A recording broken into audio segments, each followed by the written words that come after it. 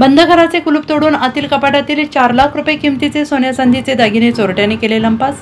Sanjaynagar police ठाण्यात गुन्हा दाखल. बंद घराचे कुलूप तोडून आतील कपाटातील 3,76,000 रुपये किमतीचे सोन्या चांदीचे दागिने चोरट्याने लंपास करून पोबारा केला. ही घटना दिनांक 14 ते 17 एप्रिलच्या दरम्यान शहरातील वारणाली परिसरात घडली. या प्रकरणी स्नेहा गिरीश्वर कुंभार राहणार प्लॉट क्रमांक 14 विकास कॉलनी वारणाली विश्रामबाग सांगली यांनी संजयनगर पोलीस ठाण्यात फिर्याद दिली. घटनेची माहिती अशी की फिर्यादी स्नेहा कुंभार या काही कामानिमित्त घरास कुलूप लावून 4 दिवस परगावी गेल्या होत्या. दरम्यानच्या काळात चोरट्याने घराचा मुख्य लोखंडी दरवाजाला लावलेले कुलूप तोडून आत प्रवेश केला.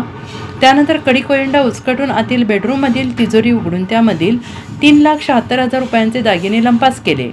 यामध्ये 6 तोळे 1 ग्राम वजनाचे दागिने, डायमंडची अंगठी, चांदीचे दागिने, रोख रक्कम 30,000 रुपये, 5,000 रुपयांचा मोबाईल असा ऐवज लंपास केला.